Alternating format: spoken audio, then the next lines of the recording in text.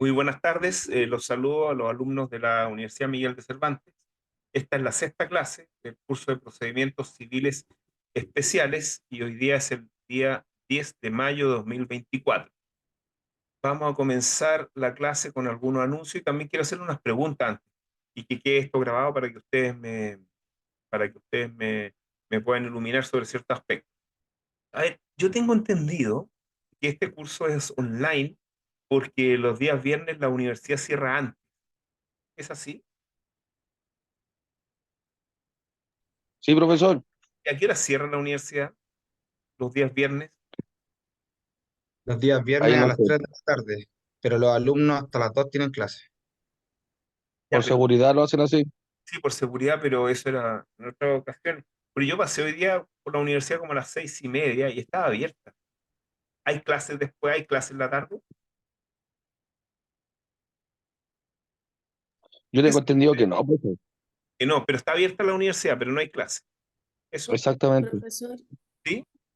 yo tengo entendido que hay una clase que con la profesora Miriam que comienza a las 3:30 hasta las 6 de la tarde los días viernes, pero es del diurno.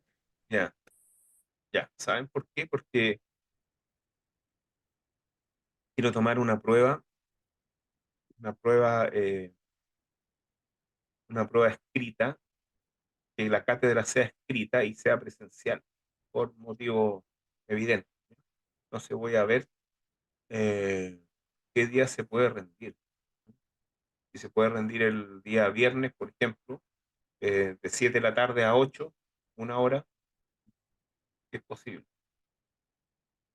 ¿Ya? Eso voy a tratar de averiguar. ¿Ya? Si no, bueno, tratar de averiguar que sea en otro horario, pero en otro día. Oh, pero ¿Sí? profesor, yo fui un día martes a dar una prueba en la noche, ¿Ya? pero fue día martes, sí, en el piso 11. Claro. Ahí está en una sala.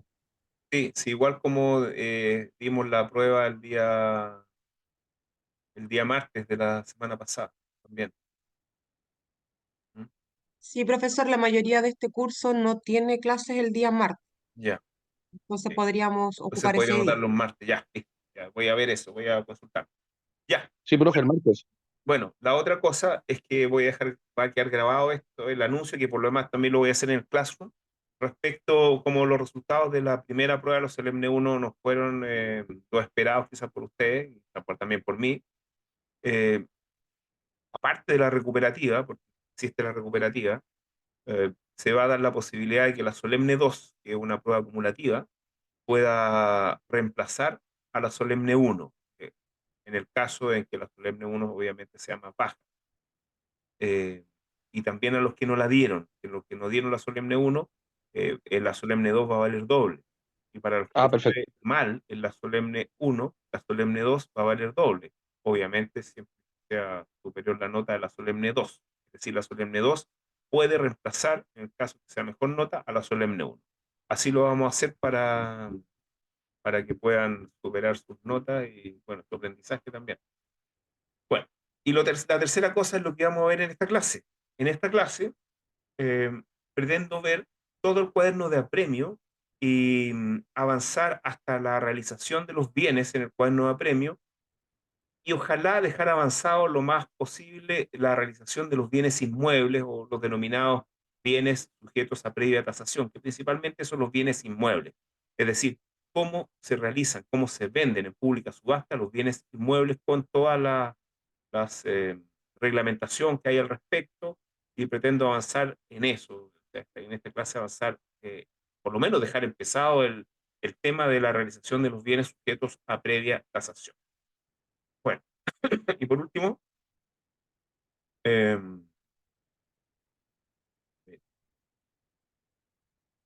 y otro tema más, pero tenía que ver con, bueno, era un tema, se me olvidó en este momento, lo tenía presente, pero las otras cosas eran más importantes. Bueno, de todo lo que hablé, sobre todo el reemplazo de los solemne 2 por la 1, sea, de la nota que se obtenga la solemne 2 si es mejor que la 1 que se reemplace, lo voy a dejar también en el plazo.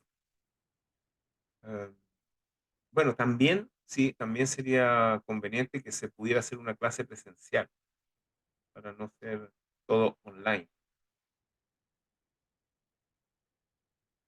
Esa es la otra cosa, que se puede hacer una clase presencial. Bueno, eso sería. ¿Alguna duda, alguna consulta antes de que empecemos? Entonces, en resumen, profesor, para las personas que no pudimos dar la primera prueba, la solemne va a ser coeficiente 2. La solemne 2, sí. Muchas gracias, profesor. Y para los que le haya ido mal en la solemne 1, también. La solemne 2 va a valer doble. Va a Y para, reemplazar profesor, a la solemne 1. y en el caso de la solemne 2, obviamente va a ser toda la materia, por tanto, de la primera Como prueba la como tía la que... es un examen. Sí. Perfecto.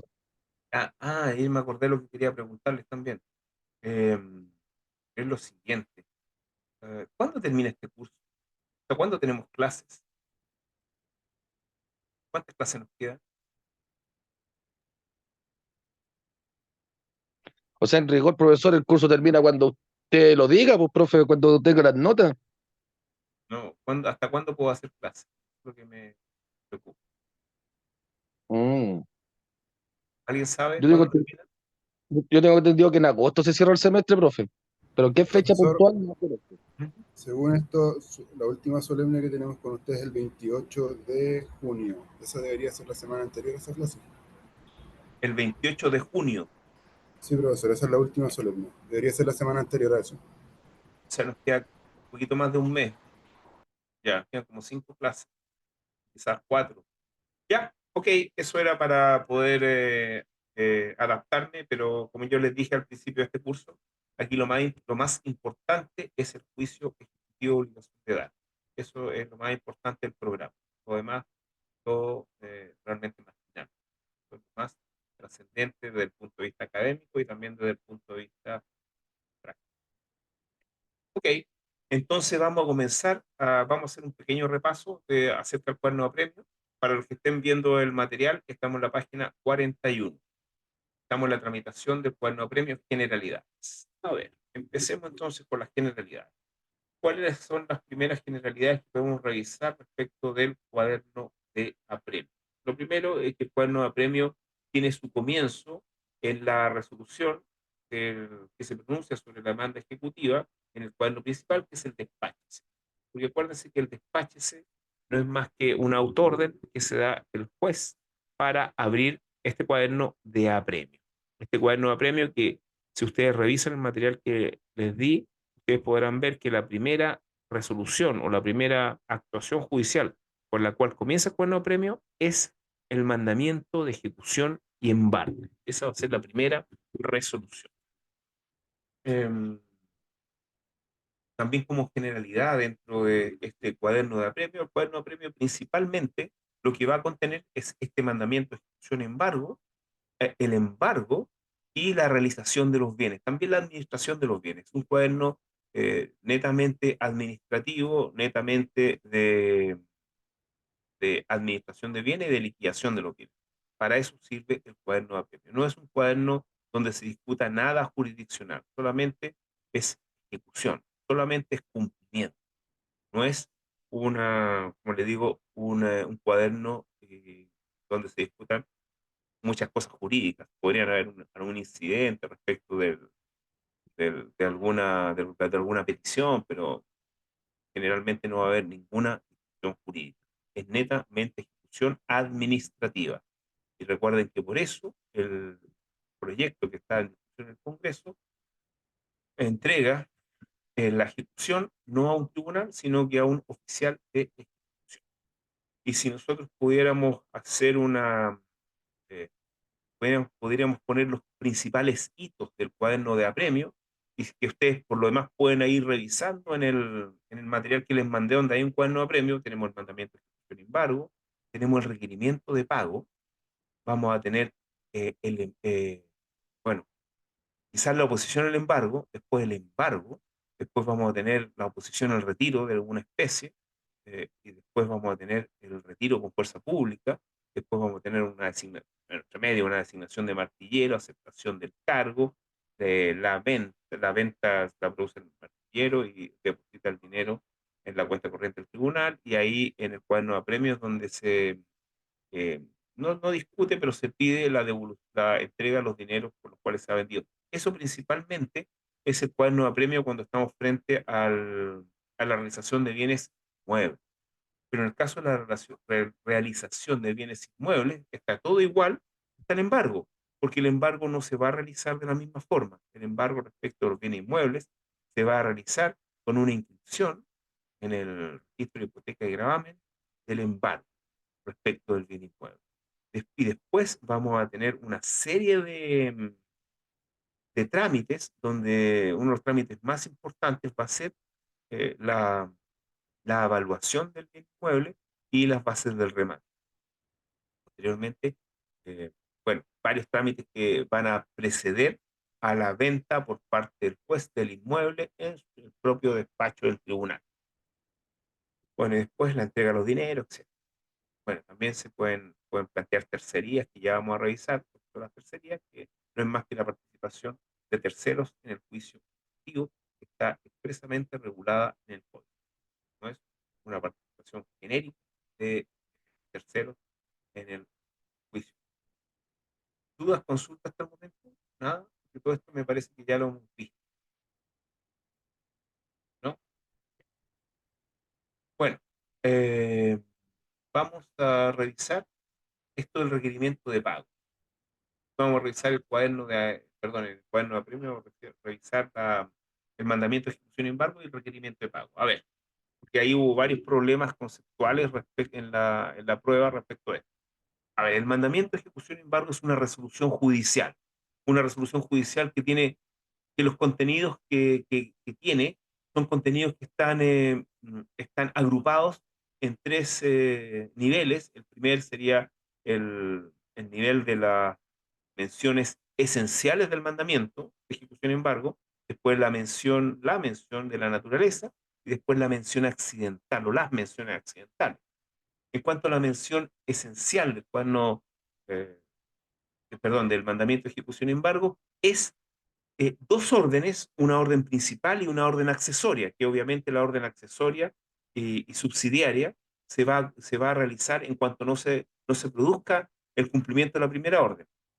La primera orden es la orden de requerir de pago al deudor por una determinada cantidad que equivale al capital, intereses, reajustes y costes. En el caso de que no se pague en el momento de ser requerido de pago, se procederá a embargar bienes suficientes del deudor para hacer pago a esta deuda en capital, intereses, ajustes y costes. Eso es lo que debieron haber contestado en la prueba. Esa es el requisito de la esencia del mandamiento de ejecución y embargo, que es un requisito que no puede faltar, y si falta se naturaliza obviamente la resolución, y ya no estamos hablando de un mandamiento de ejecución y embargo, estamos hablando, o sea, de nada. Eh, Después tenemos la mención de la naturaleza, que es este elemento que se entiende incorporado a la resolución, en silencio de las partes, y siempre y cuando las partes obviamente no hayan hecho una mención diferente de manera expresa. Y en este caso estamos hablando de la posibilidad, más que posibilidad, la situación de si que no hay designado un depositario provisional para que se haga cargo del, del bien embargado, y en caso que sea homenaje casa principalmente, que quede como depositario provisional sin que nadie diga nada, el mismo ejecutado. Esa es la mención de la naturaleza. Y menciones accidentales son aquellas que solamente están incorporadas al mandamiento en el caso de que haya una mención expresa por parte del ejecutante principalmente, que puede ser, por ejemplo, esencialmente es el- la orden de procederse con la fuerza pública en el caso del embargo y de los retiros de especies. La fuerza pública no procede si es que no ha sido solicitada previamente por el ejecutante, o el señalamiento preciso de bienes a ser embargados. También es una mención que debe indicar expresamente el ejecutante, etc. Ustedes pueden revisar qué otras menciones pueden hacer. Bueno, ese es el mandamiento de ejecución de embargo. Ahora, ¿qué se hace con el mandamiento? Porque ya sabemos que en el cuaderno principal lo que se tiene que hacer por la demanda ejecutiva es notificarla. Pero realmente esa acción, esa actividad de notificar la demanda ejecutiva realmente no produce muchos efectos, no produce efectos importantes importante en el emplazamiento respecto del ejecutado. El emplazamiento se produce en el cuaderno de apremio con el requerimiento de pago. Es decir, cuando se practica el requerimiento de pago por el receptor. Ahora, hay formas en que no puede, o hay lugares donde no puede ser practicado el requerimiento de pago. En definitiva, el requerimiento de pago es practicado en los mismos lugares en donde puede ser practicada la notificación de la demanda. En el caso del requerimiento de pago, estamos hablando de una notificación requerimiento, es decir, una notificación en la cual se exige el cumplimiento de una determinada obligación por parte del ejecutado. Y en este caso, el mandamiento de ejecución y embargo, en lo que implica, digamos que el mandamiento de ejecución y embargo se notifica requiriendo de pago. Ahora, las reglas de requerimiento de pago del deudor son bien sencillas. En primer lugar, hay un lugar donde jamás va a poder ser requerido de pago el deudor, que es un lugar de libre acceso al público, por razones que ya hemos comentado, y en todos los demás lugares que no sean de libre acceso al público va a poder ser requerido de pago el deudor. Que se puede requerir de pago personalmente, es decir, enfrentando al ministro de Fe o cobrándole fundamentalmente al ministro de Fe en esos lugares que no son de libre acceso al público. Y obviamente el ejecutado es muy difícil que pague en ese momento. Y ahora, ¿qué pasa si es que el ejecutado no lo encuentran en el lugar donde deberá ser requerido pago? Bueno, en ese caso se practica una notificación mediante lo que se denomina una cédula de espera. ¿Qué es lo que es la cédula de espera? No es más que una citación que se le entrega o se le deja adherida a su domicilio al ejecutado, citándolo.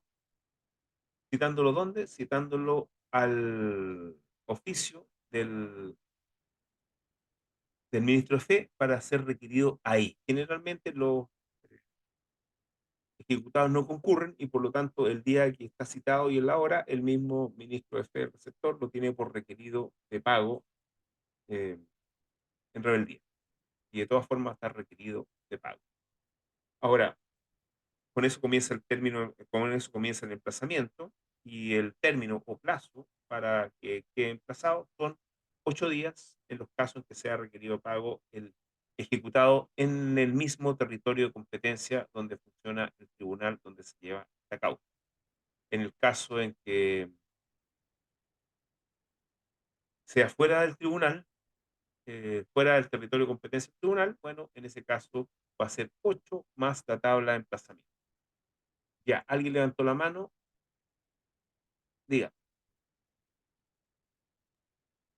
Profesor, pregunta, ¿esta cédula de espera tiene que cumplir algún requisito o solamente es que diga citación tal día y tal hora a la oficina ubicada en tal parte o tiene que llevar alguna copia íntegra de alguna resolución o solamente avisar el día, la hora donde tiene Bueno, que apersonarse a la oficina del receptor? claro, las cédulas de espera en general son una citación que va a contener el domicilio del receptor, va a contener el día y la hora en donde debe concurrir el ejecutado. Eso, Muchas gracias, profesor. la citación fundamentalmente. Bueno,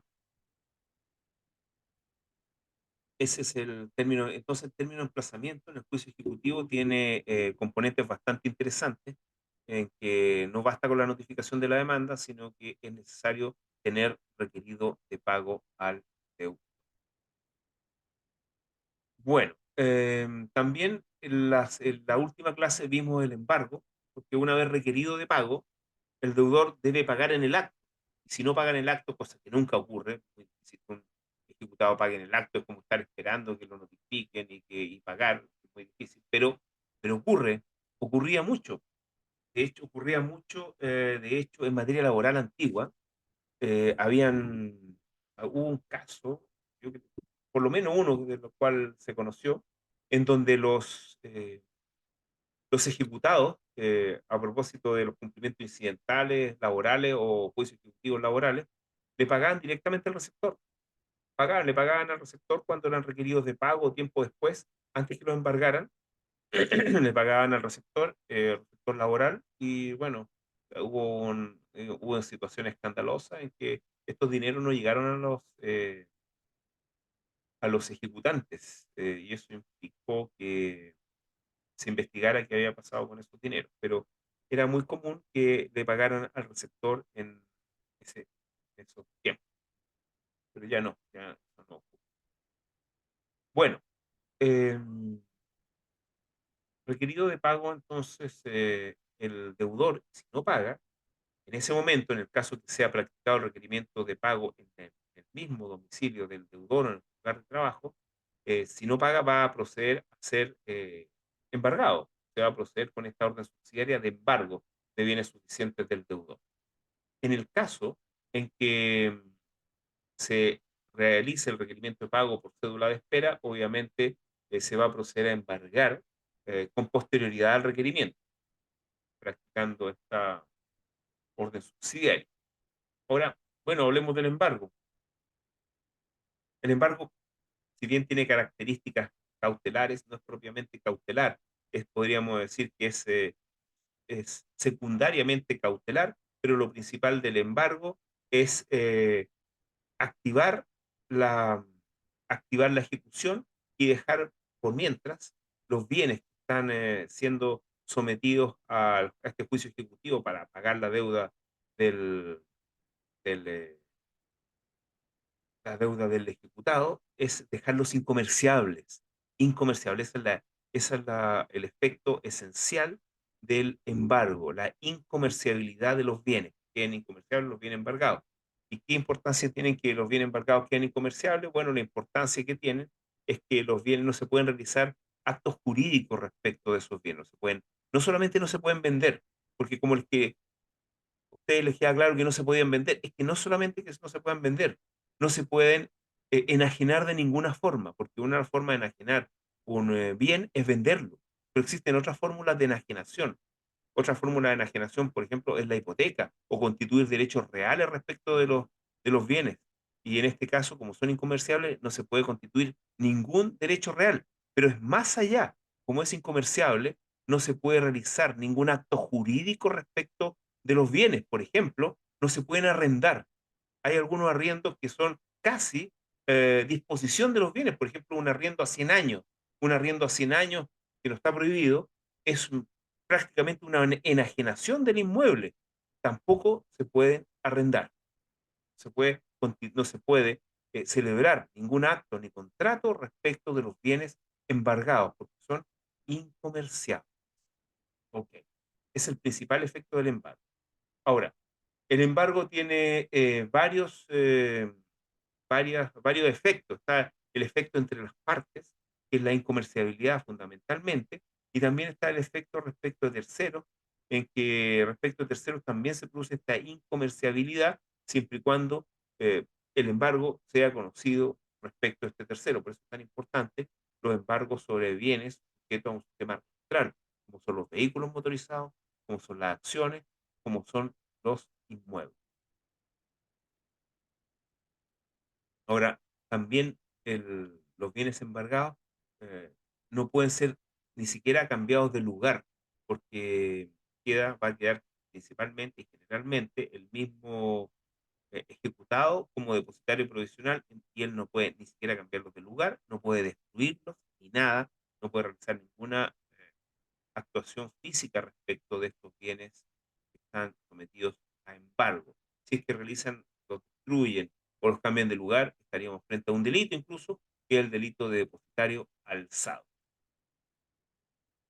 Todo esto que yo les planteé respecto a los efectos del embargo, siempre que sean conocidos por parte de los terceros, que va a poder ser opuesto a esto, está en vinculación con el artículo 1490 y 1491 del Código Civil, que si ustedes lo revisan, principalmente indican que el tercero que actúa respecto de estos actos, respecto a estos bienes embargados, tiene que tener conocimiento de este embargo. Sin embargo, también existe una situación respecto del embargo en que no solamente los convierte en incomerciables, sino que se produce una nulidad absoluta respecto de la enajenación de estos bienes, porque hay objeto ilícito en la venta de bienes sometidos embargados.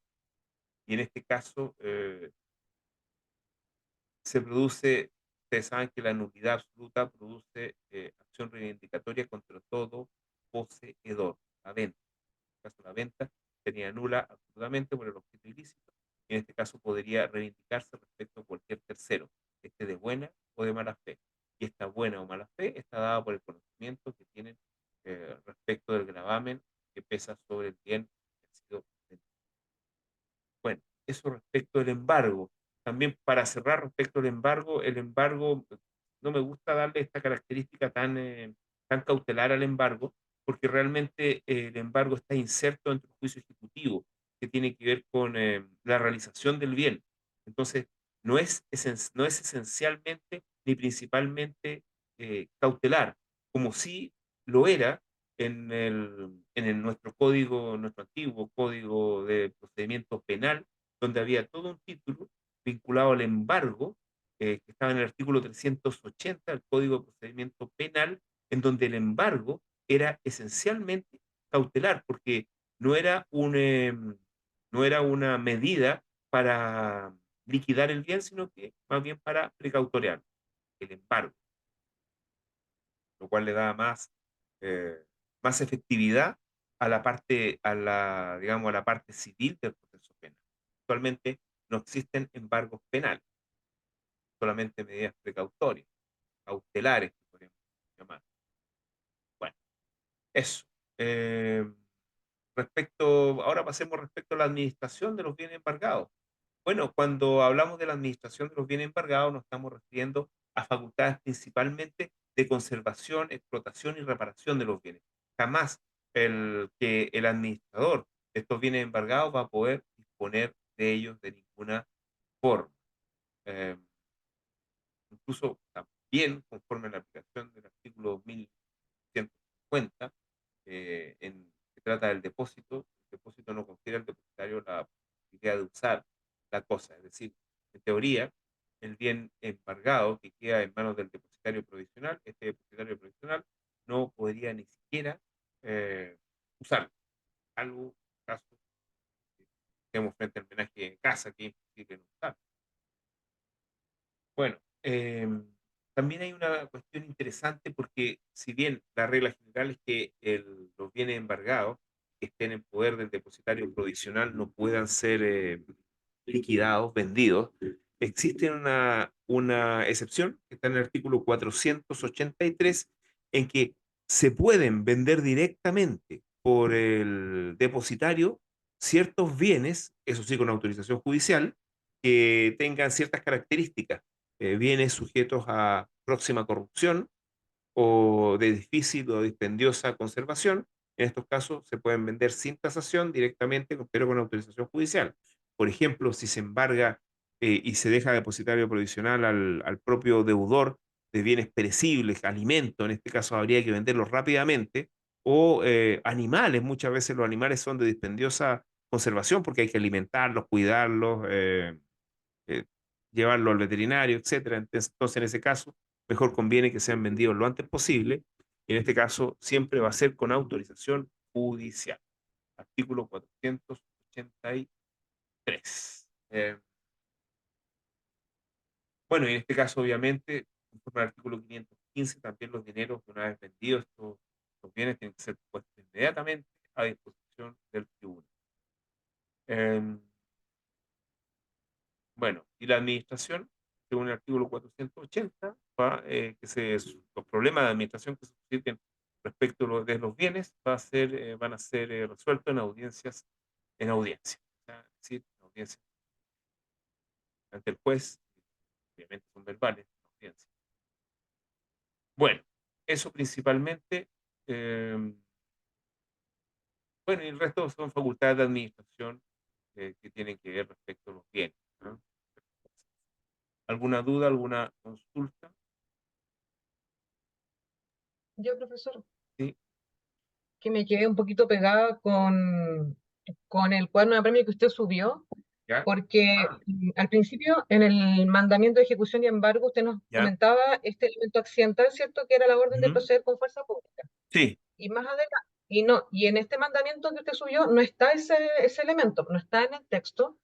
Y luego de que la receptora judicial deja la cédula de espera porque no pudo Ujú, encontrar sí, al demandado, digámoslo así, después el abogado del demandante solicita la fuerza pública.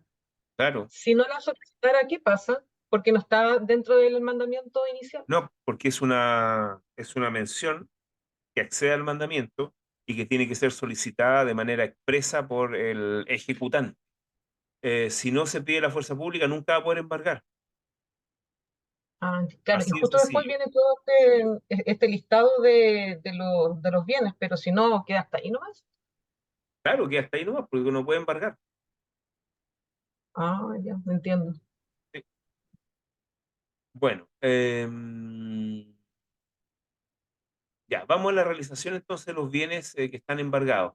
Bueno, también el embargo, bueno, la definición de embargo también la vimos en otra clase, que hay una definición propiamente doctrinaria o técnico-jurídica, y hay una definición también que tiene que ver con la diligencia misma, porque desde el punto de vista doctrinario, el embargo es la aprehensión jurídica de bienes suficientes del deudor para hacer pago de la deuda, aprehensión jurídica porque quedan incomerciables, no se pueden mover.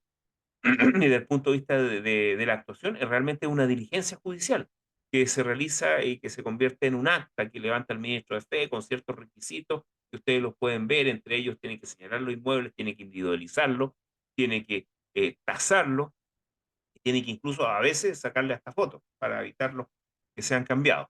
Ahora, ¿cómo se realizan los bienes que están embargados? Ya vimos que los que están sujetos a próximo deterioro, los que son de conservación dispendiosa, los puede vender directamente el depositario provisional con autorización judicial. Y tiene que poner inmediatamente a disposición estos dineros del juez.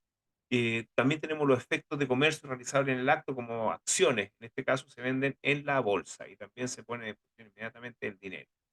Y después vienen los bienes, digamos, los bienes que no están sujetos a tasación y principalmente el resto de los bienes muebles. Y el resto de los bienes muebles, por ejemplo, eh, un computador, un equipo de música, un escritorio, no sé, una máquina, todas esas cosas se venden, se venden de la forma que se denomina al martillo. Al martillo significa mediante martillero público en un remate público. Al martillo.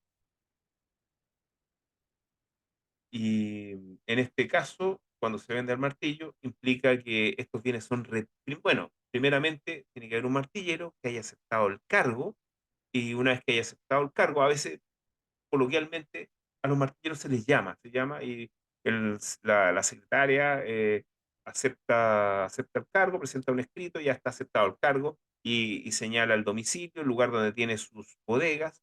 Entonces, teniendo un martillero ya designado, ya podemos retirar los bienes. Y retirándose los bienes se llevan a las bodegas del martillero para que el martillero las venda en cualquier momento, sin previa tasación, las vende. Ya. ¿Dudas, consultas?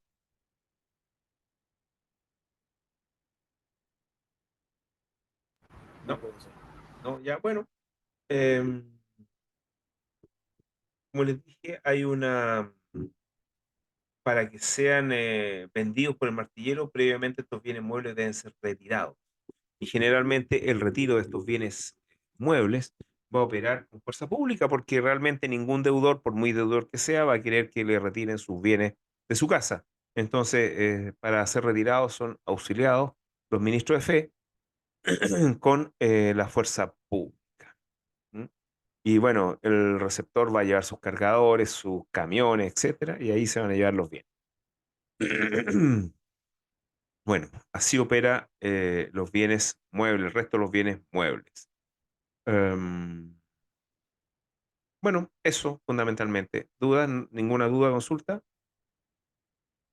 Esta fuerza pública también tiene que ser pedida expresamente por parte del, eh, del ejecutante. No se va a retirar un bien mueble si es que no hay fuerza pública pedida por este ejecutante.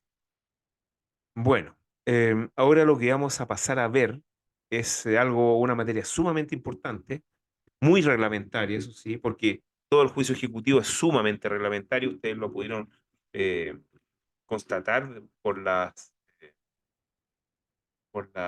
interrogación, que realmente era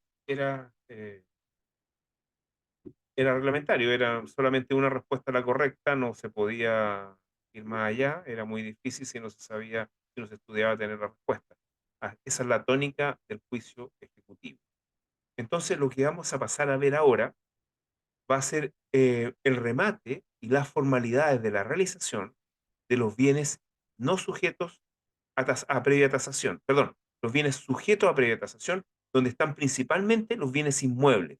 Es decir, en términos sencillos, vamos a ver cómo se liquidan los bienes inmuebles en el juicio ejecutivo.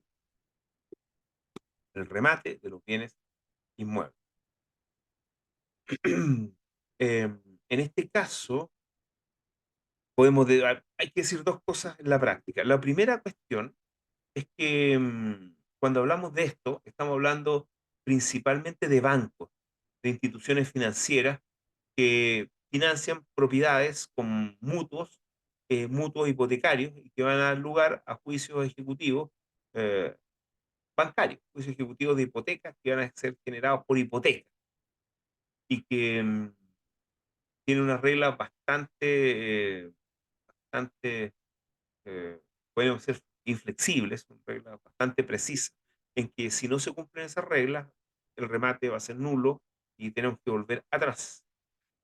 También la otra cosa importante es que, y yo ya les dije al principio de este curso, uno de los trabajos en donde más se necesita, digamos, mano de obra especializada, es decir, abogados recién titulados o procuradores, etcétera, va a ser, o técnico jurídico incluso, es en el caso de los juicios ejecutivos de la cobranza masiva. Es ahí donde seguramente va a ser el primer trabajo de ustedes que van a tener eh, con un jefe, con un empleador, va a ser tratándose de los juicios ejecutivos, cobranzas principalmente, bueno, las cobranzas, y de la otra materia son los accidentes de tránsito en los juzgados de policía local, visto a través de las compañías de seguro. Esos son los dos lugares en que se necesita una mayor cantidad de mano de obra, porque actualmente, como están las cosas, los procuradores tienden a ser un poquito, podríamos decir, no tan indispensables como eran antes, pero siguen teniendo la importancia, pero no la importancia que existía antes cuando todo era con papel. ¿No? Así que seguramente uno de sus primeros trabajos va a ser en la cobranza o en accidente de tránsito, policía local, representando compañías de seguros. Así que esto es sumamente importante. ¿Dudas, consultas antes de que empecemos? ¿O algo que ustedes me quieran decir? ¿Alguna cosa? A lo mejor alguno de ustedes trabaja en una empresa de cobranza o estudio jurídico de cobranza, porque muchas veces esta empresa de cobranza no están organizados como estudios jurídicos, muchas veces están organizados como empresas. ¿No? ¿Algo que me quieran decir? ¿Alguna anécdota que le haya tocado? ¿Han tramitado algo? ¿Algún oficio de fuerza pública? ¿No? ¿Alguien trabaja en una empresa de cobranza? ¿O en un estudio jurídico que se dedique a las cobranzas?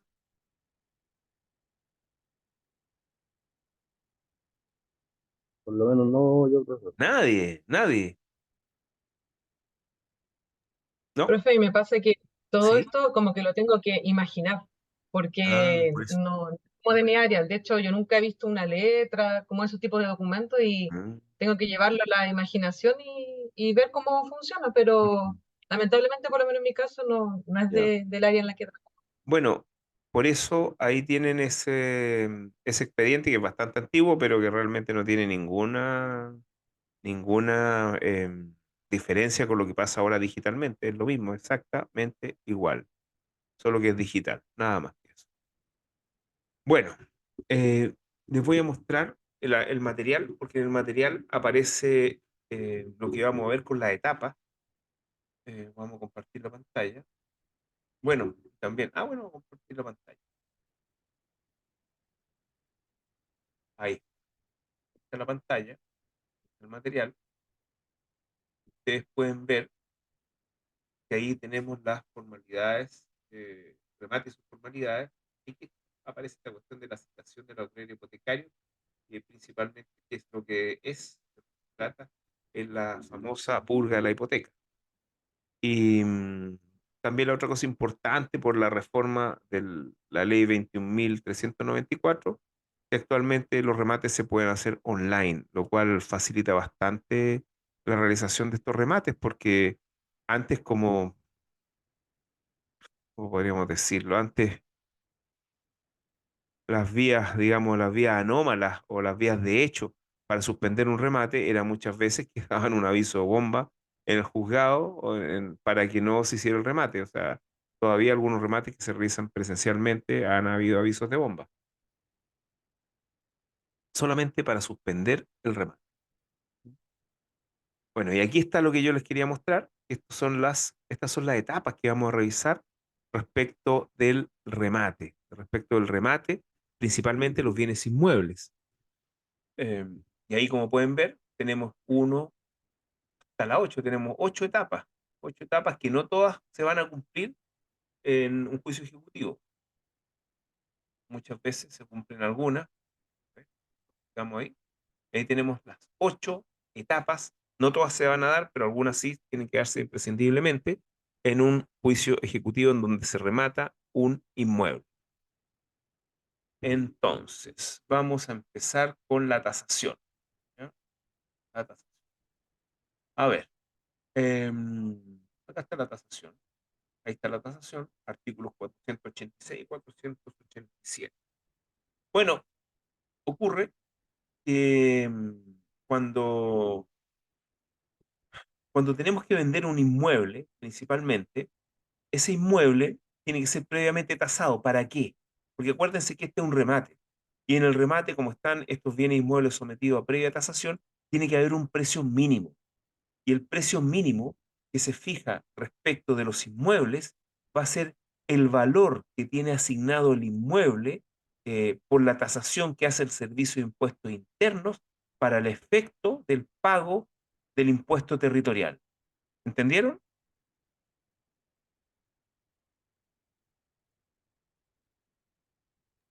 Sí, profesor. Sí, ¿A qué me estoy refiriendo entonces cuando digo esto?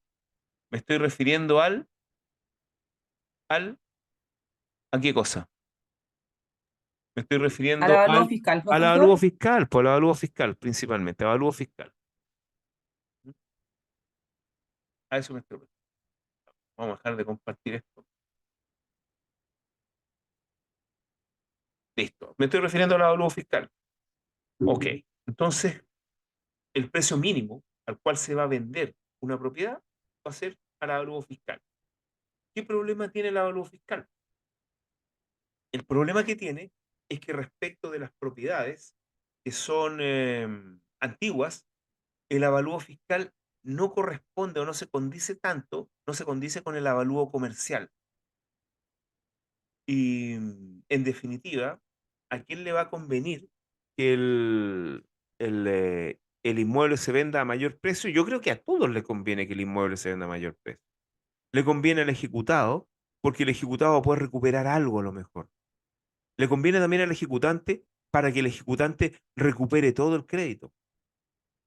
Le va a convenir a lo mejor a otros acreedores que también están en ciertas condiciones para que rescaten algo también. Entonces, yo creo que siempre va a convenir que el inmueble se venda al valor más alto y en este caso al valor comercial. Por lo demás, también sincera los valores. Ahora,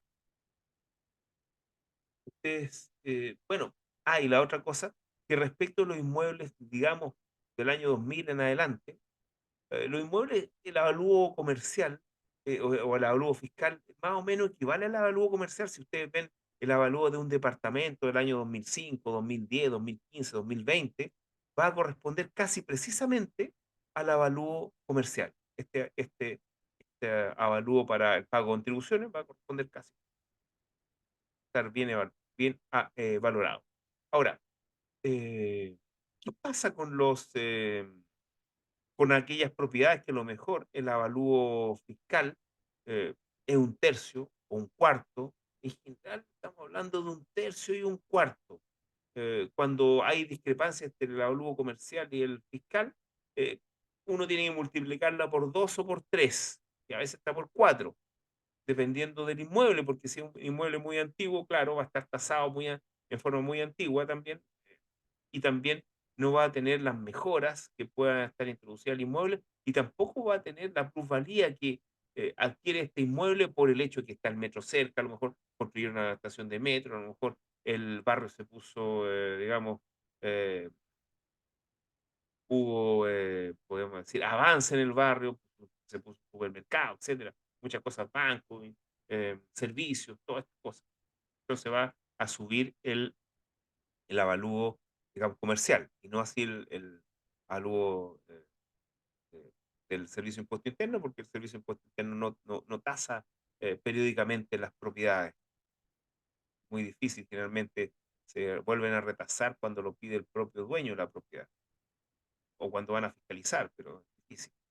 Bueno, entonces, ¿qué puede hacer un ejecutado en que, bueno, sabe lo que va a pasar, que le van a vender su inmueble, pero qué puede hacer para que sea vendido de manera adecuada, es decir, a un precio razonable, al precio, ojalá, al valor comercial? Bueno, en el caso en que se proponga la tasación, porque realmente avalúo fiscal, que es el certificado que acompaña el ejecutante para la valoración, realmente es una proposición de valoración. Si no hay oposición, se va a entender por valorado o por tasado a ese valor del avalúo fiscal.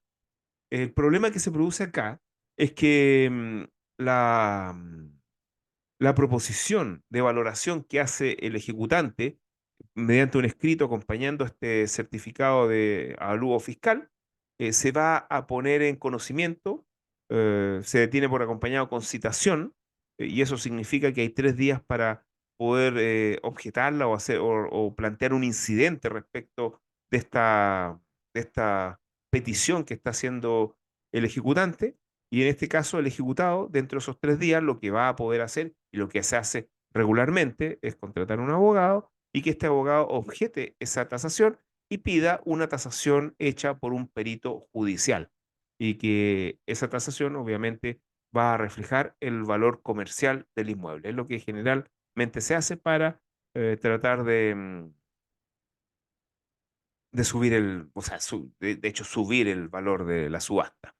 Y también se hace para paralizar el juicio ejecutivo, porque obviamente no se va a poder avanzar mientras no se resuelva este incidente, que es un incidente de previo especial pronunciamiento, porque no es posible vender si es que no tenemos el precio mínimo para la subasta.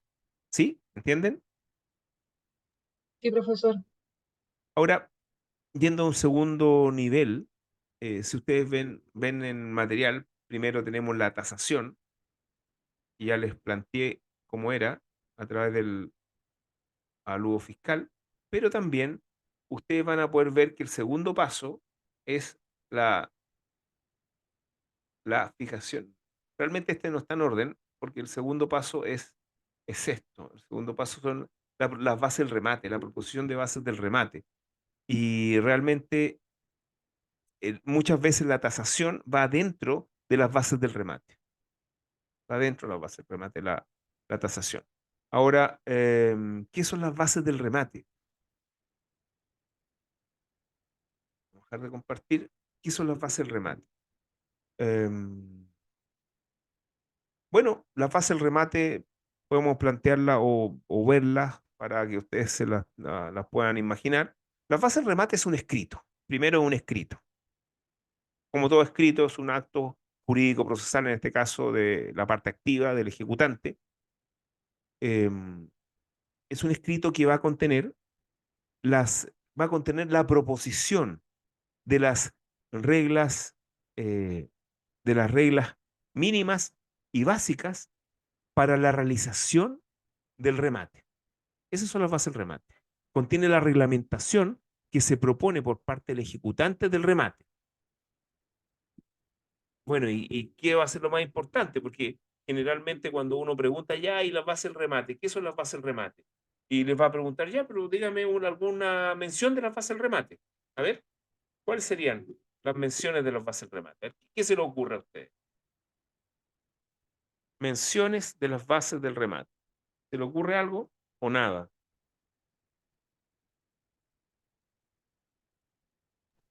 El precio que va a ser rematado el Claro. inmueble. Recuerden que, sí, recuerden que esta es una venta forzada, pero sigue siendo una compraventa.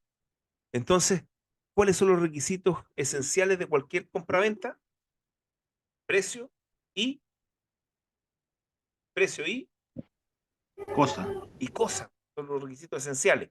Precio y cosa. Entonces, tiene que aparecer el precio. ¿Y cuál va a ser el precio? Bueno, el avalúo fiscal o el avalúo comercial hecho por un perito. ¿Y cómo se determina la cosa si estamos frente a un bien inmueble? ¿Qué es lo que es un inmueble en definitiva desde el punto de vista de los bienes? Aparte de ser inmueble, obviamente. ¿Qué es un inmueble en definitiva?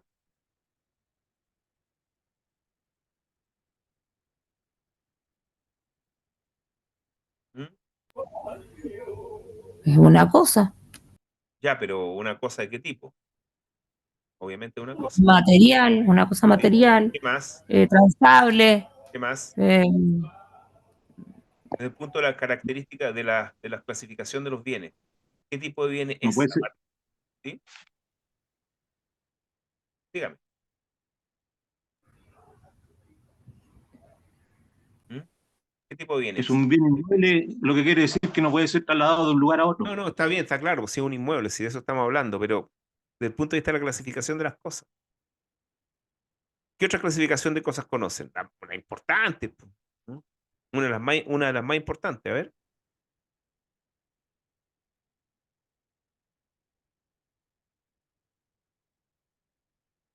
¿Cuál sería una de las clasificaciones más importantes de las cuales se siguen muchas consecuencias desde el punto de vista jurídico?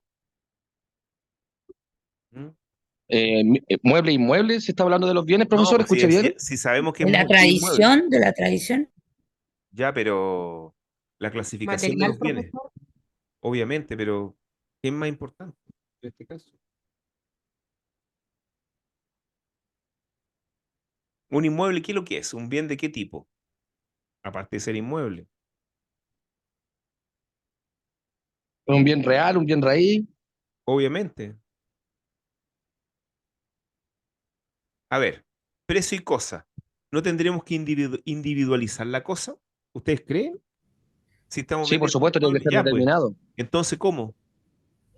¿Qué es lo que es un pero inmueble ¿se entonces? refiere a que es una cosa corporal a eso o no? Obviamente que es corporal. Pero es que no sé para dónde se va, profe, como que me Es muy descoloca, no sé. sencillo, es muy sencillo. ¿Cómo usted va a individualizar un inmueble? ¿Alguien alguna vez ha hecho alguna El compraventa? rol del avalúo, Ya por ahí el va. rol ¿Qué del avalúo más? de la propiedad, ¿Qué más? las características, la superficie, Ya, bien. ¿Y eso eh, lo convierte en qué tipo de bienes? Desde el punto de vista de única las y obligaciones. repetible. ¿Ah? Sí, desde el punto de vista de las obligaciones, ¿qué tipo de bienes los convierte en los inmuebles vendidos a través de esta fórmula? Especie y cuerpo, ¿cierto? Justamente, pues, una especie de cuerpo Ah, cierto. Usted no está vendiendo un bien inmueble en general, está vendiendo ese bien inmueble con esas características. Entonces, ¿alguien sabe cómo se individualizan los bienes inmuebles en las compraventas y también en las bases del remate? ¿Saben o no? Con el dominio vigente, Ya, la pero, copia de inscripción, ¿y cómo lo va a traspasar ¿Qué datos tiene que traspasar del dominio vigente a las bases del remate? el rol de la con la, propiedad A ver, el rol, cuando usted habla de rol, está hablando del rol para efectos tributarios. Eso único. podría ser, pero ¿qué más? Pero eso no está importante. el FOJAS, el número y el año. Ya, Esa es la escritura, ya, esa es la escritura. la individualización ya de Sí, la inscripción. Pero ¿qué más, pues? sí. Los planos. Nunca lo han hecho. Bueno, No, nunca. ahora Inscripción se en el formaliza, conservador de bienes raíces, ya lo los dijeron, títulos. ya lo dijeron. Sí, pues eso Y es, ahora po. les voy a contar Los cómo del INDES, profesor, ¿no? Por los favor. los del LINDE y la dirección, los del LINDE. Hay que poner los del LINDE para que el bien que se está vendiendo sea una especie de cuerpo cierto. Tienen que copiar textualmente los del LINDES para individualizar como una especie de cuerpo cierto el inmueble a vender. Ya. Precio, cosa. El precio va a estar dado por el avalúo. La cosa va a estar dado por la individualización de la cosa con todos los datos que ustedes me han dicho y lo que agregamos de los del LINDE. Ok. Otras cosas más tendremos que poner en las bases del remate porque son las reglas respecto a las cuales se va a vender esto en la pública subasta. A ver, La dirección ¿dirección de qué? del bien inmueble. Sí, pues eso es la individualización. Otra cosa más. Sí, pues. ¿Qué más? ¿Qué No sé más? qué más. Chuta, pero Ay, si usted va a ay, vender no se una me cosa, ocurre. Qué terrible. La fecha ¿ah? en que se entregará el bien inmueble. Claro, la fecha en que la cual se va a entregar, ¿qué más? Certificado de dominio. Que no tenga deuda en la tesorería. Pero en la base del remate. Pero oiga, ¿y quién va a comprar esto? Garantías para caucionar el ¿Quién? pago. Claro, no es para caucionar el pago, es más que nada, bueno, sí, para una garantía de seriedad de asistencia a la subasta. Eso.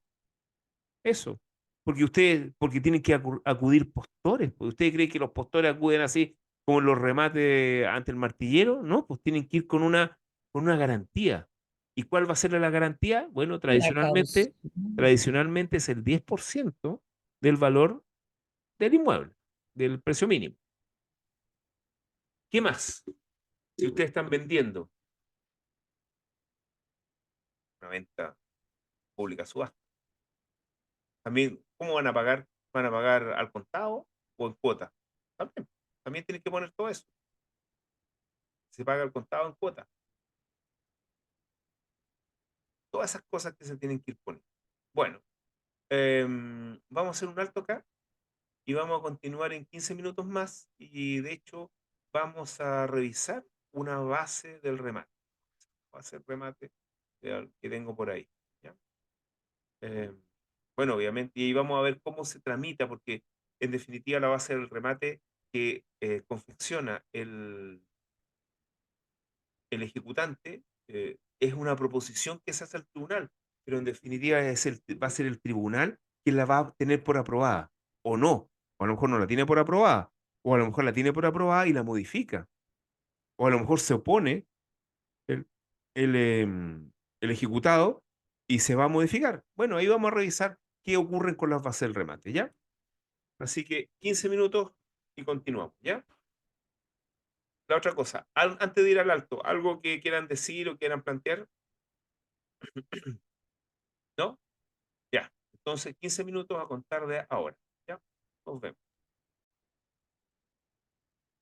Bueno, continuamos entonces con esta clase y después del recreo vamos a ver las bases del remate. A ver, el orden hasta el momento que tenemos respecto de la venta de los bienes inmuebles sería la siguiente. Sería, bueno, primero el inmueble tiene que estar embargado. ¿Cómo se embargan los inmuebles? Los inmuebles se embargan con la inscripción en el conservador de bienes raíces, en el registro correspondiente, que es de hipotecas, gravámenes y prohibiciones de enajenar. Ahí se inscribe el embargo. Una vez que esté embargado el inmueble, ya es posible seguir adelante con la venta del inmueble y lo primero que va a haber, la primera etapa que podríamos señalar respecto a la venta del inmueble, sería la evaluación o valoración del inmueble. ¿Para qué sirve esta evaluación o valoración del inmueble? Va a servir para el precio mínimo. Ahora, esta valoración o evaluación del inmueble pues, puede producirse directamente como primer paso con una presentación por parte del ejecutante una vez que esté embargado el inmueble, o podría esta valoración del inmueble estar contenida en las mismas bases del remate. Generalmente lo normal es que esté contenida en las mismas bases del remate la proposición de valoración del inmueble. la valoración del inmueble va a estar dada entonces por el valor que tenga el inmueble para efectos del pago del impuesto territorial, llamado contribuciones. Con esa valoración mínima, esa valoración mínima va a ser puesta en conocimiento del ejecutado para que el ejecutado ya sea objete directamente, en el caso que sea presentada de manera independiente, o para que el ejecutado objete esa valoración conjuntamente con el resto de las condiciones que están en las bases del remate cuando la valoración vaya a ser propuesta en las mismas bases del remate. El problema que se produce acá es un problema bastante grande, es que la, mm, la resolución la resolución que digamos que da curso al procedimiento de valoración o al incidente de valoración no tiene una forma específica de ser notificada. Y si no tiene una forma específica de ser notificada, ¿cómo se va a notificar eso?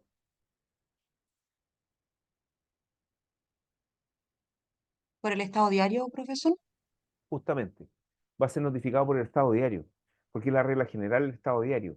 Y todos sabemos que la notificación por el Estado diario es la notificación menos fiable y menos confiable de todas, porque no da cuenta de una actuación para poner en conocimiento a las partes de esta actuación y de esta resolución, porque nadie dice, sobre todo que el ejecutado va a revisar el Estado diario diariamente y va a tener el tiempo para oponerse, que son 3 días.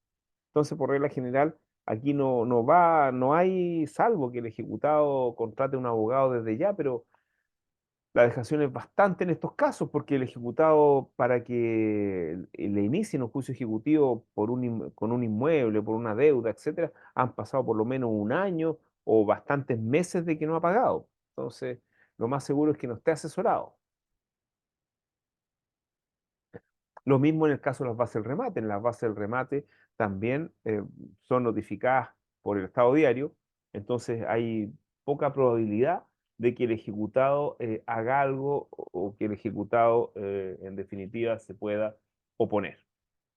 Sin embargo, en ciertos casos, el juez, el tribunal, juzgado, está en posibilidad de ordenar al ejecutante que notifique en las bases del remate la valoración y la resolución que se pronuncia sobre ella, que le da trámite, es decir, que se tienen por acompañadas con citación o pónganse en conocimiento del ejecutado por cédula, porque recuerden que el juez tiene la posibilidad de ordenar que una resolución que se notifique por el Estado diario sea notificada personalmente o por cédula. Bueno, dudas, consulta al respecto. Ustedes ya han visto qué va a contener estas bases del remate, que son las condiciones mínimas y básicas para que se venda el inmueble, cómo se va a desarrollar el remate, ¿no?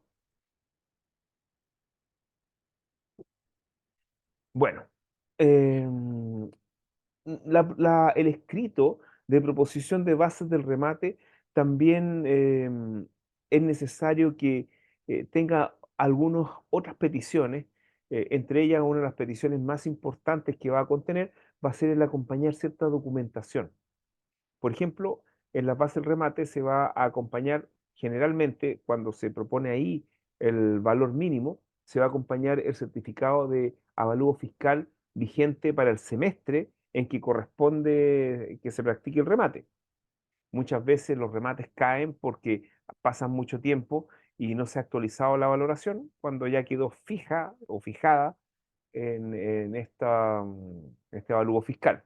También los jueces solicitan, bueno, más que los jueces, uno acompaña el certificado de dominio vigente y también va a acompañar el certificado de hipoteca y gravámenes. ¿Por qué razón? Por algo que vamos a decir después, que tiene que ver con que existen acreedores hipotecarios. Y si existen acreedores hipotecarios, es necesario comunicarle estas bases del remate o del juicio ejecutivo a estos acreedores. ¿Para qué? Para que hagan valer sus derechos por ciertas cosas que ya vamos a ver que tienen que ver con lo que se denomina la purga de la hipoteca, una cuestión que es sumamente preguntada, porque en la práctica, en el ejercicio profesional, es esencial que ustedes practiquen este procedimiento denominado la purga de la hipoteca, que ya les voy a decir de qué se trata, pero anticipándole, ustedes ya saben que purgar significa purificar. En definitiva, la hipoteca es un derecho real, es decir, es un procedimiento para purificar el inmueble que se está vendiendo de la hipoteca. Bueno, algunas veces se solicitan que los extractos, las publicaciones sean hechas en ciertos periódicos, etcétera, y obviamente hay que solicitar día y hora, a pesar que también se puede solicitar en un escrito diverso, pero etcétera. Bueno, aquí les voy a mostrar alguna duda o alguna consulta hasta el momento, ¿no? Nada. No, profe. Bueno, aquí les voy a mostrar una base del remate. Una base del remate. A ver, acá, ahí pueden ver. Deben estar viendo ahora la base del remate. Se dan cuenta que aquí en lo principal propone base del remate con citación, porque recuerden que existe, esto se va a tener por propuesta, con citación o acompañada con citación. Eso significa que hay 3 días desde que esté notificada la resolución que se pronuncia sobre este escrito para que se opongan. Pero si se notifica por el Estado diario, va a ser difícil que haya oposición. Primero otro sí acompaña de documentos con citación, que son principalmente esos 3 que les he indicado. El certificado de lujo fiscal, el certificado de dominio vigente y el certificado de hipoteca y gravámenes. Extracto, el segundo otro sí, y el tercero otro sí solicita día y hora. Y aquí lo importante acá sería, en primer lugar, como ustedes pueden ver, en el número 1, lo que se está haciendo es se está individualizando como especie o cuerpo cierto el inmueble. Es la cláusula número 1, ¿ven? Por lo que siempre le he indicado que son los deslindes. Miren, también se está señalando dónde se va a realizar el remate, que siempre se realiza en las dependencias del tribunal. Pero también esto es trascendente porque el Código de Procedimiento Civil nuestro, como es del siglo XIX, y fue aprobado recién a principios del siglo XX, y bueno, a fines del siglo XIX, incluso a principios del siglo XX, la comunicación en Chile es muy compleja por la falta de camino, muchas veces porque, bueno, el tiempo, el clima era diferente, llovía mucho, a veces habían localidades que estaban aisladas, todas estas cosas, entonces se permitía incluso que el remate fuera practicado en el tribunal que estuviera más cercano al inmueble. ¿Por qué también?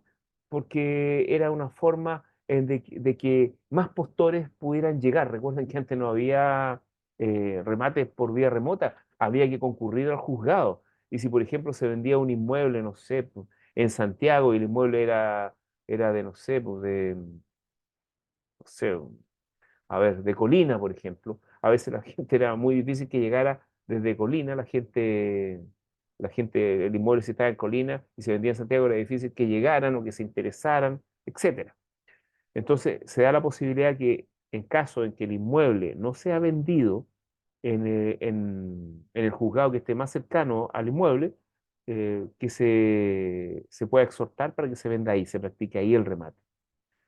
Bueno, el mínimo, ahí está el mínimo, dicho en la forma de pago al contado, y aquí la parte importante. ¿Ven? La parte importante, el mínimo, el 10% del valor, ¿no? También, ¿qué pasa si es que una persona adquiere el inmueble pero no paga dentro del plazo el precio? Bueno, esa garantía va a quedar para pagar la deuda, la va a perder. Bueno, ¿qué otra cosa importante? Bueno, también hay una condición que generalmente los juzgados no aceptan cuando el que está rematando es una persona natural, el ejecutante es una persona natural, que es que el mismo ejecutante se haga adquiera el inmueble con cargo a su crédito, es decir, sin poner ni un peso y también que esté exento de poner el 10%, etcétera, porque entienden que es una forma de autotutela.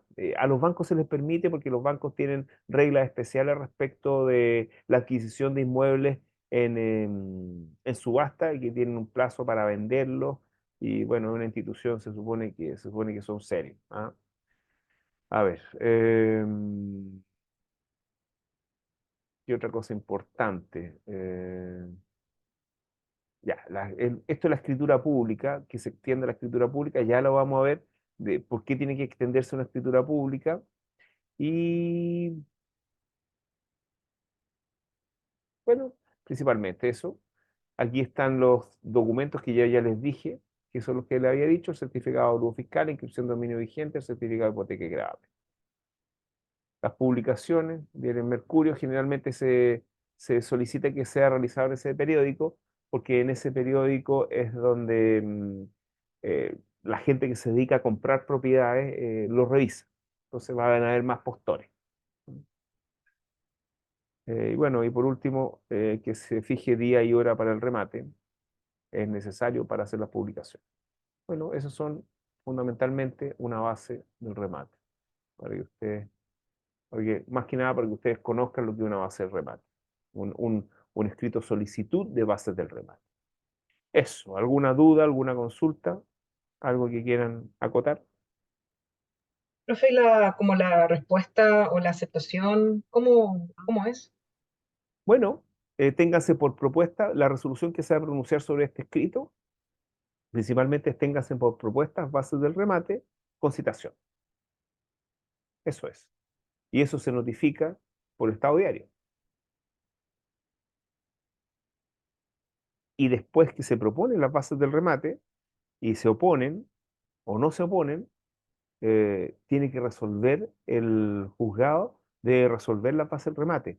Entonces, muchas veces el juzgado a veces elimina una de los puntos que señala el ejecutante y agrega otro.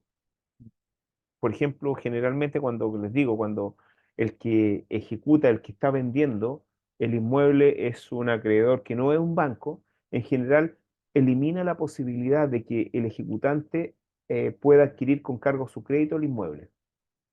¿Ven? Eso es lo que se hace generalmente. Gracias, profe. Sí, fundamentalmente es respecto de ese punto es donde los juzgados tienen cuidado. Bueno, ¿otra duda, alguna consulta? ¿Nada? ¿Mm?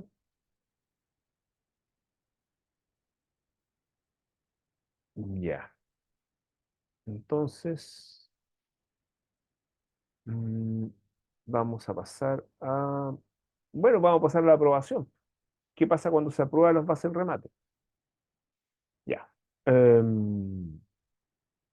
Una vez aprobadas las bases del remate, se fija el día y hora para el remate. Va a ser remate, la resolución y después la resolución de aprobación, es decir, no se aprueba inmediatamente. eh, el juzgado de oficio debiera señalar día y hora para el remate. A veces no lo hace el juzgado, solamente tiene por aprobar las bases del remate, entonces el propio ejecutante tiene que solicitar día y hora para el remate. Una vez que ya está designado el día y hora para el remate, que generalmente es como se pone entre 1 mes y medio y 2 meses, se, deben hacerse las publicaciones. Es decir, aprobar la base del remate y fijar la día y hora para el remate, se tienen que hacer las publicaciones. Em, las publicaciones están reguladas en el artículo, si ustedes ven el material, están en el E.8.6, están en el artículo 489. Em, los avisos, la regla respecto a los avisos es que tienen que ser el primero de ellos, porque son cuatro avisos.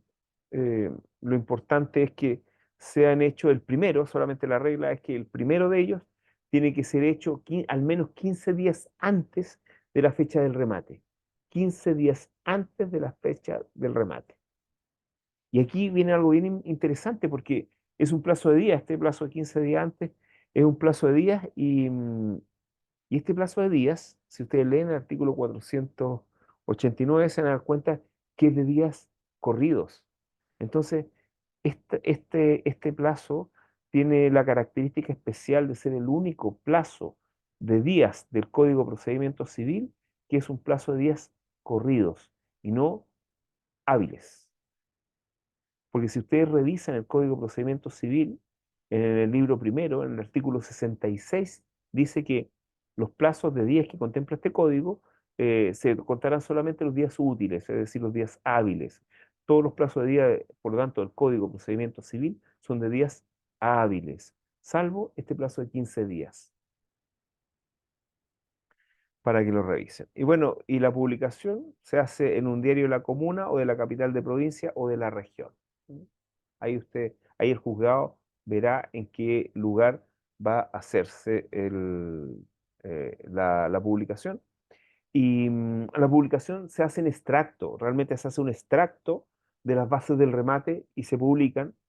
em, y la otra cosa interesante es que se pueden publicar en días inhábiles también. Generalmente lo que se hace es, se publica la primera con 15 días de anticipación y las otras publicaciones se hacen como 10 días de anticipación o una semana de anticipación los días viernes, sábado y domingo.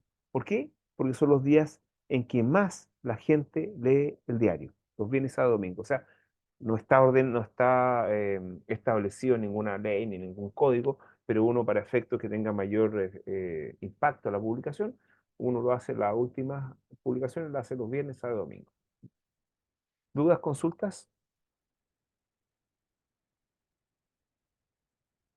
¿No? Esto es bastante reglamentario. Esto es sumamente preguntado. Casi, bueno, se los van a preguntar en el examen de grado, es típico. Y esto es una materia que tienen que saberla si van a vender un inmueble, porque hay una, no sé si llamar una industria, pero existe una de las cosas, eh, una de las cosas, digamos, de más urgencia respecto a las cuales los clientes consultan es precisamente cuando se trata de remates judiciales. Sobre todo si viene a consultar el ejecutado, el deudor, es una de las cosas que más se consultan, con urgencia. Y la urgencia implica que el cliente tiene que pagar inmediatamente. La otra cosa de urgencia que se consulta son las detenciones, los juicios penales. Bueno, ninguna duda, ninguna consulta, nada. Esto es pura reglamentación, sumamente reglamentario. ¿No? Ya. Bueno, si ya están hechas las publicaciones, tenemos que ir el día del remate. El día y hora del remate. Bueno, actualmente uno puede comparecer, como ya les dije, por video, pero también se puede ir al juzgado. Lo importante es que quien remata los inmuebles es el juez de la causa. El juez los remata. Y bueno, el día del remate pueden pasar muchas cosas.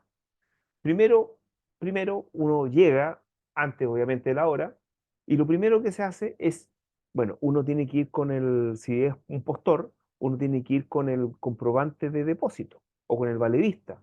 Un valedista a la orden del tribunal o un valedista, bueno, a la orden mejor, porque el portador es muy peligroso, o con un certificado de depósito de la cuenta corriente del tribunal y después uno pide que se le gire el dinero, si es que no compra. Bueno, lo primero entonces que va a hacer el juez, que realmente no es el juez, es un delegado el que hace esto, el secretario podría hacerlo también, va a calificar las cauciones. O sea, va a ver quiénes son los postores en este remate. Ya, entréguenme los valevistas, entréguenme los depósitos, ya los vamos a calificar. Vamos a ver si está ok. Ya, si están ok, los autorizan a participar en el remate. Y bueno, se inicia el remate y se señala la postura mínima, que es tanta plata, que es la que está señalada en la base del remate o en la petición de valoración.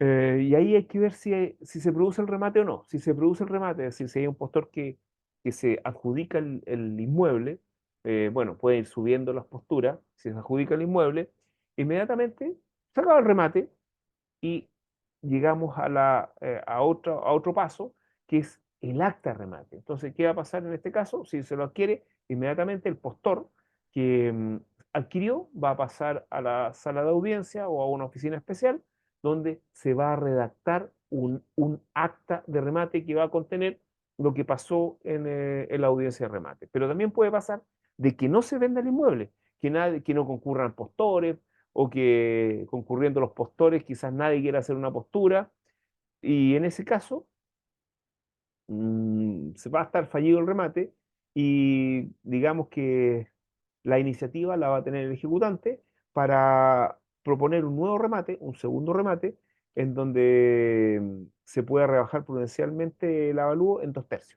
Y hacemos las mismas gestiones y las publicaciones se hacen, se reducen a la mitad. Y si en este segundo remate no se adquiere, nadie adquiere el inmueble, bueno, en este caso tenemos que hay un derecho alternativo, que el ejecutante puede pedir un tercer remate, ahora sin postura mínima, es decir, bueno, le va a decir al juzgado que él prudencialmente determine la postura mínima, pero no tiene límite para la postura mínima, y si en este tercer remate nadie se adjudica, bueno, y si también tiene la posibilidad de no pedir remate, sino que pedir que se la adjudique, más que se le adjudique el inmueble, pedir que se entregue el inmueble en prenda pretoria. ¿Ah? ¿Han oído hablar esto de la prenda pretoria? ¿No? No, profe. No, nadie.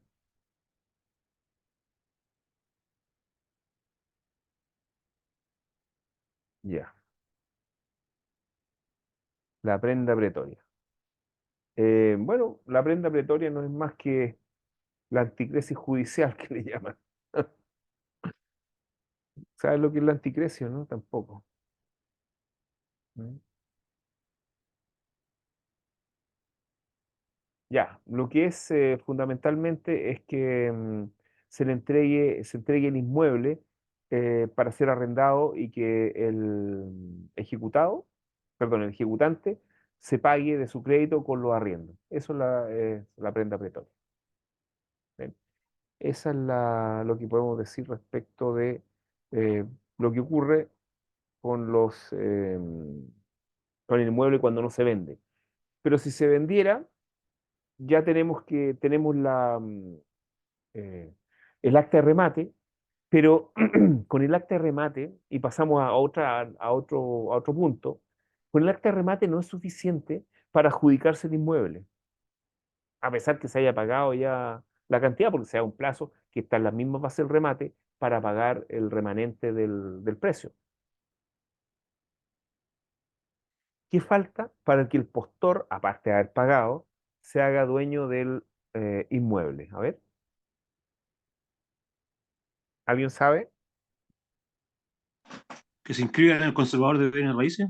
Ya, ¿y cómo lo inscribimos? Bien. ¿Qué inscribimos? Con la escritura pública de adjudicación. Claro, ¿y qué es lo que es la escritura pública de adjudicación? Es como un título de dominio. Es un título, un justo título. ¿Ya? Pero ¿qué es lo que es? A ver, ¿alguna vez ustedes han comprado un inmueble o han vendido un inmueble? Sí. ¿Ya? ¿Y cómo lo hicieron? Contrataron a un abogado, ¿o no? No. ¿No? Ah, ya. ¿Y por qué no? ¿Y cómo sabían que le estaban comprando al dueño? ¿Mm? Porque era la persona que aparecía como titular en el título de dominio. Ya, Y pero en... el título de dominio no acredita el dominio. No, sí lo sé, pero es que eso lo Ya, sé ahora. Pero en el momento que lo compré, ya, no no, manejaba tan... ya. Pero, ya, ¿y qué tuvieron que firmar? La escritura pública. Ya, ¿y cómo se adquiere el dominio en Chile? Por escritura pública, No, no, no, no, no. Por no. la tradición. Título y modo. Eso, título y modo de adquirir. Título y modo de Tradición. adquirir. Ya, Sí. y en el caso de las compraventas, ¿cuál es el título? ¿El justo título? La tradición del El inmueble. título traslaticio de dominio en la compraventa. La compraventa. Y si se trata de bien inmueble, ¿cómo debe constar la compraventa materialmente? Por Escritura escritura pública. pública. Escritura Escritura pública. pública. Entonces, no hay que desconocer el artículo 1801 del Código Civil, señala cómo opera la tradición inscribiendo la escritura pública en el registro de conservador pertinente, que es el registro El registro conservador de dominio o de de dominio. propiedad. Sí. Ujú. Ya. Entonces, no hay que desconocer que por mucho de que esto sea una compraventa forzada o un remate o una adjudicación, esto es una compraventa en definitiva, en donde se da esta situación de que ¿y quién compra y quién vende? A ver, ¿quién compra? ¿Quién compra? El postor que se adjudicó. El postor que se adjudica, ese es el comprador. ¿Y quién vende?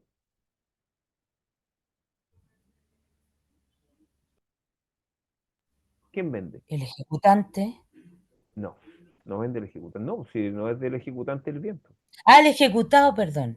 Ya, vende el ejecutado. ¿Y ustedes Sí, creen pero que por intermedio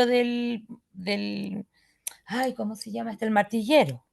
martillero? No, pues, Martillero se llama, ¿cómo se llama este caballero? se llama Se me juez. olvida. Juez. Del Intermedio tribunal. tribunal. El Porque, tribunal, perdón. porque cuando se venden inmuebles en juicio ejecutivo es el juez el que, el que lo El vende. que representa Ya, al pero ejecutado. justamente representa al Ya. ejecutado, porque el ejecutado no va a ir a firmar una escritura compraventa. No. Ya. Y ahí, mire, ahí hay una definición de jurisdicción de Giuseppe Chiodenda, donde dice que a propósito de la jurisdicción, la voluntad de las partes es sustituida por la voluntad de la ley. ¿No? Y en este caso se da precisamente esta situación, en donde la voluntad del ejecutado es sustituida por la voluntad de la ley manifestada a través de un acto del juez, que es, que es firma. Entonces, hay que redactar la escritura compraventa y que tendrá que redactarla el abogado que contrató el postor. Y esa escritura compraventa, bueno, debe contener todos los antecedentes primero de la venta y todos los antecedentes que tiene cualquier compraventa, individualización del bien, el precio, cómo se realizó y todo. Y con eso, y eso es firmado primero por el juez. Hay que llevárselo al juez para que la revise. Muchas veces rechaza 2 veces los borradores y a la tercera tiene que ir un notario a sacarle la firma al juez, con el cual hay que pagarle al notario, y una vez que firma el juez puede firmar el postor y con eso se va al conservador de bienes raíces, se pide la inscripción, pero también el conservador en su tiempo, en su momento, exigía que se le llevaran todos los antecedentes, fotocopias, copias autorizadas ante notario de el juicio ejecutivo, principalmente el cuaderno de apremio, ¿no? Y uno tenía que llevárselo. Actualmente me imagino que eso no es necesario porque en la página del Poder Judicial está todos los trámites que se han seguido respecto del remate del inmueble para que el conservador revise que hay una regularidad en el juicio ejecutivo. ¿Ven? Y aquí hay varias cosas que sucedían, yo creo que ya no suceden, respecto de los embargos y de los remates. Por ejemplo, ocurría hasta hace unos años, 10 años, será o 15 años, que habían funcionarios, porque no creo que esto lo haya hecho un notario, no creo que lo hagan, funcionarios que reservaban repertorios.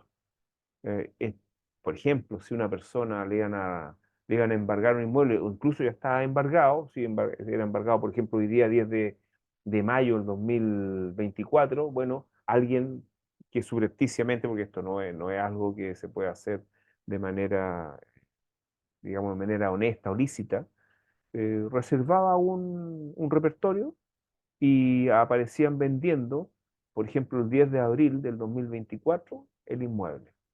Entonces, con esa escritura, como era anterior, iban al conservador y el embargo obviamente eh, quedaba sin efecto y el ejecutante perdía todo. Bueno, pero eran situaciones que se producían antes, ahora hay ciertos resguardos para que esta cuestión no ocurra. Entonces, una vez que tenemos la escritura de adjudicación, la escritura pública de adjudicación, que es la compraventa, se inscribe en el conservador de bienes raíces y todo se acaba. Claro, todo se acaba para el postor, pero no se acaba todo en este momento para el ejecutante ni para el ejecutado, porque el dinero que se encuentra en la cuenta corriente del juzgado debe ser repartido. Debe ser repartido principalmente primero para el ejecutante, pero pueden ocurrir varias situaciones. Pueden ocurrir que hayan algunos acreedores que tienen créditos preferentes. ¿Han oído hablar de los créditos privilegiados?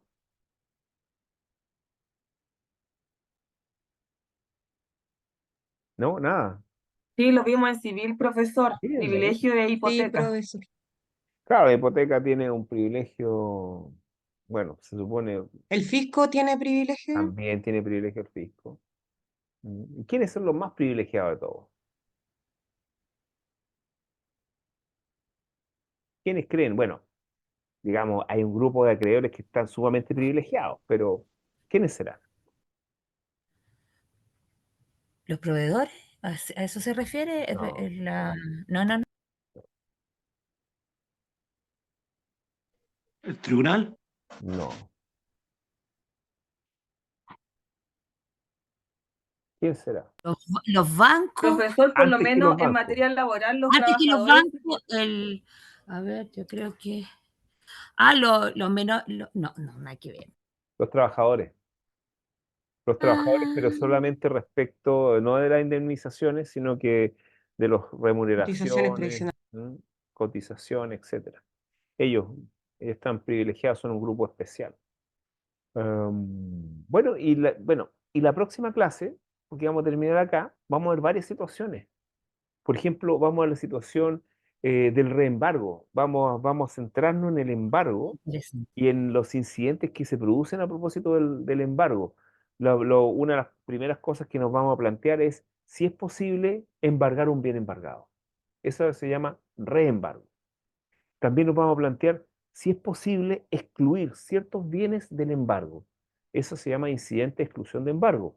Vamos a revisar también si es posible ampliar el embargo si es que los bienes que están embargados no son suficientes para hacer frente al pago de la deuda en capital, intereses, reajustes, costas, etcétera. Vamos a ver también si es posible sustituir un bien embargado por otro bien. Es el incidente de sustitución de embargo. También vamos a ver si es posible reducir el embargo, el incidente de reducción de embargo. ¿Ven? Vamos a ver varias cosas respecto al embargo. También vamos a ver situaciones de qué pasa cuando se embarga, el que embarga el inmueble y va a ejecutar, no es un acreedor sin ninguna preferencia y el inmueble está sometido a hipoteca. ¿Qué tenemos que hacer? ¿Qué pasa si no hacemos ese procedimiento denominado purga la hipoteca? ¿Qué pasa con el inmueble, con la adquisición que hace el postor de ese inmueble? Vamos a ver que si no se hace el procedimiento de la purga de la hipoteca, el postor adquiere un inmueble embargado, o sea, perdón, hipotecado, un inmueble hipotecado. Entonces, vamos a ver varias situaciones, ¿ya? Varias cosas interesantes que ocurren en el juicio ejecutivo. Em, Vamos a ver cómo se puede participar del juicio ejecutivo en caso que hayan otros acreedores, porque generalmente la gente que debe dinero y que tiene un inmueble, todos los acreedores inmediatamente van a Me- buscar me- ese inmueble. Entonces, vamos a ver todas esas situaciones la próxima clase. Así que va a ser una clase, yo creo que, bueno, quizás no les parezca interesante, pero quizás en 5 años más o en 7 años más, cuando estén titulados, les va a parecer interesante, ¿no? Cómo concurren los terceros al juicio ejecutivo. Van a ver que no no cualquier tercero puede concurrir al juicio ejecutivo. Pueden concurrir cuando tienen ciertos intereses y no cualquier interés, porque está bastante limitado el juicio ejecutivo en la participación de terceros y en las defensas del ejecutado, como ya hemos visto, ¿ya? Entonces lo estaríamos viendo la próxima clase. Estén atentos Profesor, al Classroom, ¿ya? ¿Sí? profesor, disculpe, antes que termine la clase, en el orden que nos dio, nos dijo que en el lugar número 1, según lo que describió hoy día, estaría la tasación. En Claro, el 2, la base. las bases del remate. Ahora, la tasación a veces está en las bases del remate. Ya, entonces sería las bases del remate que ocuparía el primer lugar. La Sí, tasación sería como el 1.1, claro, que podría estar dentro de las claro, bases del remate. Después justamente. vendría la fijación del día y hora para la subasta. Claro, porque una vez que estén aprobadas las bases del remate, viene la fijación de día y hora para el remate, después vienen las publicaciones y después Las viene el remate publicaciones. propiamente tal. Después viene el acta de remate y después viene la escritura. Ya, porque acá en el detalle que Sí, tiene ahí no en el está en apunte, orden, no está en no- orden. como no No, está en no, no orden, está en sería orden. entonces el otorgamiento de la escritura pública y me queda la autorización para enajenar bienes embargados. Sí, ¿Esa pero dónde iría? eso lo Lo vamos a vemos ver la otra. cuando lo vamos a ver, porque la estructura que le estoy dando en este momento es una estructura que no tiene complicaciones. Pero, por ejemplo, una de las complicaciones que se puede producir es que el inmueble esté embargado.